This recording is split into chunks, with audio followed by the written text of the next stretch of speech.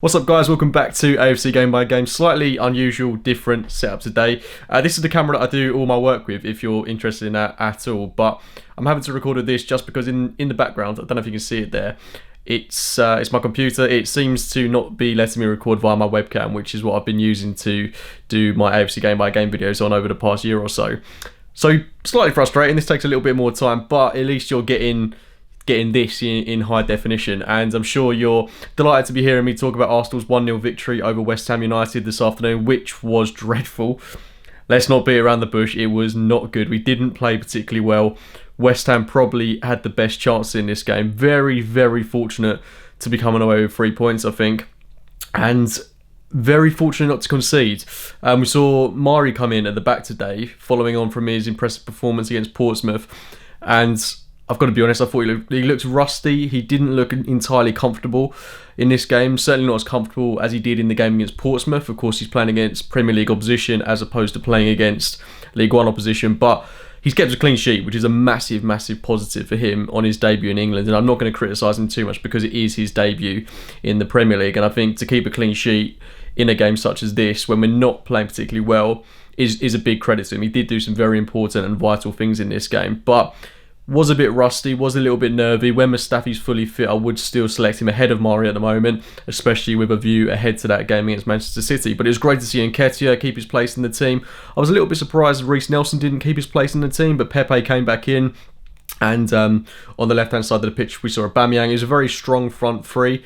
And they had a couple of half chances. There was that one where Ozil had a shot at goal, probably should have left it for Nketiah, but West Ham 100% should have taken the lead in this game. Haller had a fantastic opportunity, poor ball by Antonio, I think it was, and they should have been 1-0 up. And there were a couple of opportunities where they had opportunities to score. I think Bowen hit the post in the opening 5 minutes or so, and it was just very, very nervy at points in the game. In fact, for the majority of the game, it wasn't until the second half, as per usual, when we started to see Arsenal play with a little bit more expression, a little bit more vibrance. But we do look like a team that's a bit deflated, that's lacking confidence. But we've got the win, and that's the most important thing. Scrappy goal. Aubameyang putting a floated ball in, Ozil heading it down to Lacazette, who finished it calmly. Great for Lacazette to get on the score sheet again, given the criticism he's received in recent weeks, and great for Ozil to get an assist. He should have had a couple in this game. Obviously, there was the VAR decision, which was mental, considering how long it went on for. It's almost as if they're looking for any excuse not to give the goal in our favour. But thankfully, it was given. It was a clear onside. Clear onside. It was mental that it took that long. And we could have argued for a penalty. There was a VAR call when Lacazette was being pulled by Bonner, and you kind of feel maybe we should have had a foul there. But VAR is so inconsistent. It's still being managed by the officials that were making the same mistakes in previous seasons.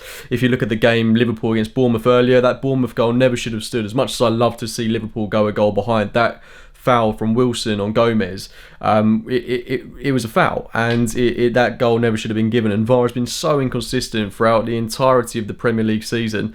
It's just frustrating to see, and I'm glad we got that goal today, but it doesn't make up for the amount of decisions we've had wrongly go for us. I'm still livid about that Socrates goal against Crystal Palace, about incidents that have happened in the past.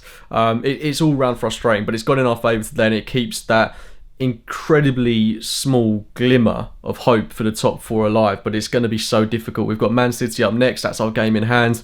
Do I see us getting anything at the Etihad? No, not really, I'll be brutally honest. But it was an interesting lineup today from Arteta. It was probably our strongest team that he could have selected given the injuries. But we've got Tierney coming back, we've got Cedric coming back, we've got Bellerin, presumably was rested today for that game against City. So I'm excited to see what type of team Arteta puts out. Should be a strong one, should be one that is capable of putting up a fight against City, but I just don't think we're at a level to go there and get a result given the state we're in. But we're still unbeaten in the Premier League in 2020. We've not had the best results, of course, in 2020, but Arteta is turning his fortunes around at the club, and I am excited about what he can produce at Arsenal in the coming years. But to expect so much from him so early on in his reign as Arsenal manager is unrealistic.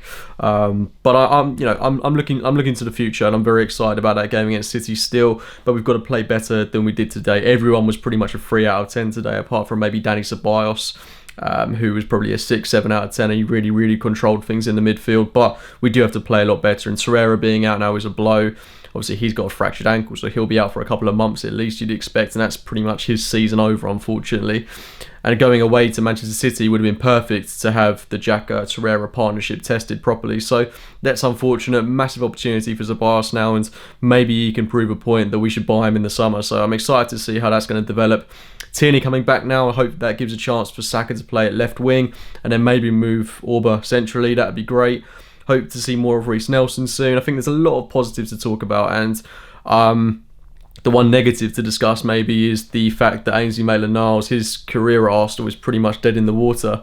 I don't want to say that, but it does seem to be the case that he doesn't have much of a future at Arsenal Football Club given the circumstances. I mean, he's not even in the team lineup today. Socrates is getting ahead of him. He must be doing something incredibly wrong in training for this to be the outcome. But it's unfortunate given that he played pretty much the whole of last season, played a big part in this season whilst Emery was still in charge, and he's been a positive player to have come out of the Arsenal Academy, and given Arteta's faith in young players, in Nketiah, Saka, Martinelli, Nelson, you'd think that it maybe be inclined to give Maitland-Niles a second chance, but doesn't seem to be the case. And I do hope he can turn his Arsenal career around, because he has been such a good asset at times, and he is, in my opinion, still a very, very sturdy option to have as a backup right back to Hector Bellerin. And when Bellerin's not even playing that well, which he's not at the moment, let's be real, it's good to have that option. But we've got Cedric coming in now, we've got Tierney coming back.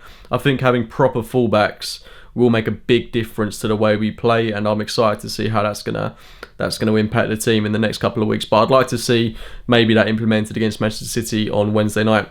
Anyway, guys, I'm going to wrap it up there. Massive win today, and as I say, it keeps a very small glimmer of top four alive, but I'm not getting ahead of myself. I'm still under the impression that it's going to be near impossible for us to sneak into that top four spot.